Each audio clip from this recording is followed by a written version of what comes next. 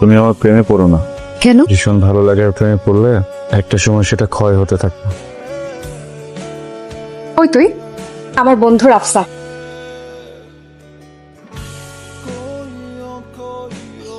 বাইরে যাই।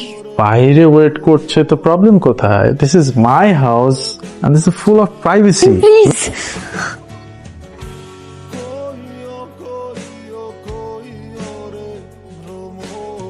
অনিকা, আমি কাম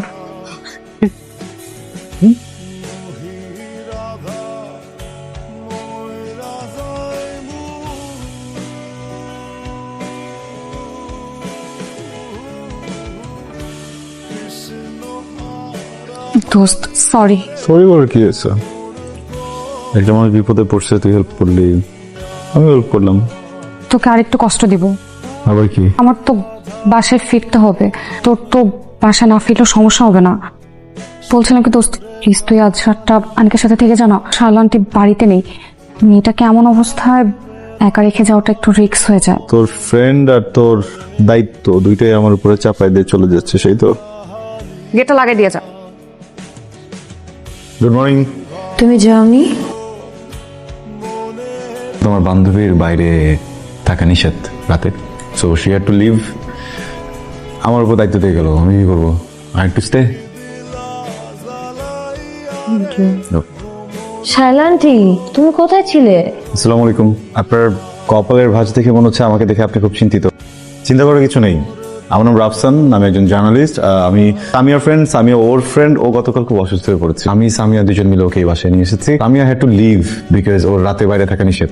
আমি পুরো রাত এখানেই ছিলাম, আবার কপালে ভাঁজ হয়ে গেছে। টেনশনের কিছু না। আমি ড্রয়িং রুমে ছিলাম, উপরে যাইনি। তুমি যাও, ফ্রেশ হয়ে নাও। তোমাকে আমি ফোন করেছিলাম। সত্যি বিজি ছিলাম। Hello, excuse me.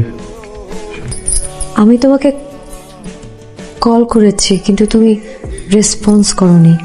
Assignment office, মানে অ্যাসাইনমেন্ট বুঝে ছিলাম তো, ওই সময় তো ফোনটা সাইলেন্ট করে রাখতে হয়। বলো না কি বলবো, বল। আমি আজকে অনেক সুন্দর করে শাড়ি পরে এসেছি, তোমার সাথে ঘুরবো, ওই জন্য। তোমার কি একটু টাইম হবে? কবে? আজকে আমি অনেক হ্যাপি। কেন? আজকে আমি ফাহিমকে অনেক ধোলাই দিয়েছি। হাত দিয়ে? না, ফোন করে এত বকাবকি করেছি, ওনা ভয়ে ফোন কেটে দিয়েছে। একটা কথা জিজ্ঞেস করবো? করো। আমাকে তোমার কেমন লাগে অনিকা? ভীষণ ভালো। তুমি আমার প্রেমে পড়ো না প্লিজ। কেন? ভীষণ ভালো লাগে আর প্রেমে পড়লে একটা সময় সেটা ক্ষয় হতে থাকবে। ভীষণ ভালো লাগাটা আর থাকে না।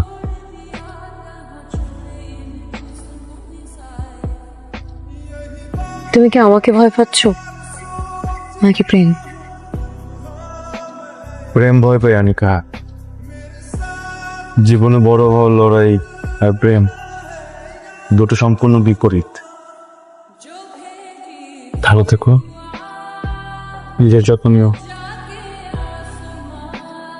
রাফসান, এই রাফসান, কি হয়েছে? না ওই ঝামেলাটা একটু বাড়তেছে, বুঝছো? ঝামেলা? কোন ঝামেলা? আনিকা ও একেবারেই আমার দিকে ঝুঁকে পড়ছে। এমন হলে তো বিপদ। তোরে আমি খুব ভালোভাবেই চিনি, সব আনিকা টানিকা তোর কাছে কোনো ব্যাপার না, সমস্যার সমাধান হয়ে যাবে, চিল কর, চল। ভাই সমস্যা হতো না, জিনিসটা যদি সিম্পল হতো, নর্মাল হতো। আমাকে একটু বেশি ভালোবাসে মনে হচ্ছে। আমার শুধু কপালই বড়, তো তোর তো রাজ কপাল। রাফসান, মানুষ সারা জীবন একটা সত্যিকারের ভালোবাসা খুঁজে খুঁজে পায় না, মারা যায়। আর সেখানে আনিকা মেয়েটা তোকে এত ভালোবাসে কিন্তু তুই পাত্তাই দিতেছিস না, সমস্যা কোথায়? ভাই প্রবলেম আছে, ভালোবাসা জিনিসটাই ভালো না। এক্সপ্লেন কর। ভাই আমার বাবা আর মা আমার দেখা বেস্ট, দুজনই দুজনকে ভয়ঙ্কর রকম ভালোবাসতে হচ্ছে। আমি কখনো আমার বাবাকে দেখি নাই কোনো পরনারীর প্রতি আকৃষ্ট হইতে, কখনো অন্য কারোর সাথে বাড়তি কোনো কথা বলতে। সবসময় আমার মাকে নিয়ে ভাবতো, আর জীবনটাই ছিল আম্মা কেন্দ্রিক। আম্মার জন্য কিছু না কিছু নিয়ে আসতো, আমি তো ছোট ছিলাম, অনেক কিছু চাইতাম, চকলেট চাইতাম।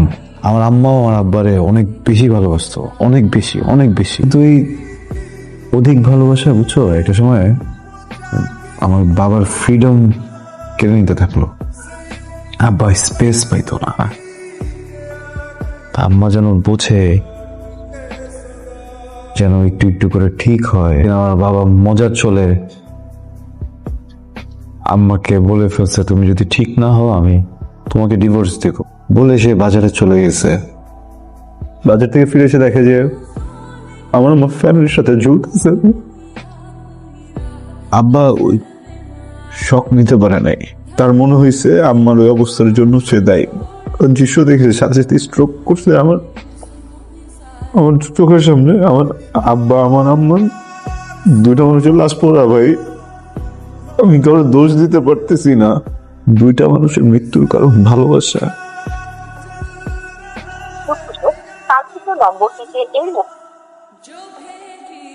আমি যে জিনিসটার ভয় পেয়েছিলাম সেটাই হলো।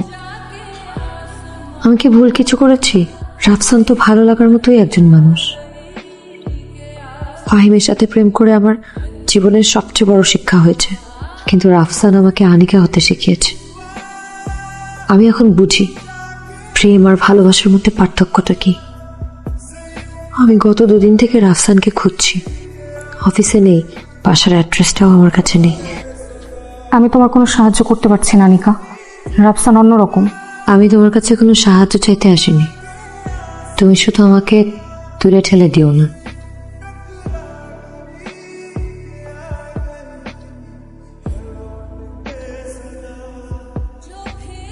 আমি জাস্ট চুপ, নিকেটকে বোঝান পাশে নেই।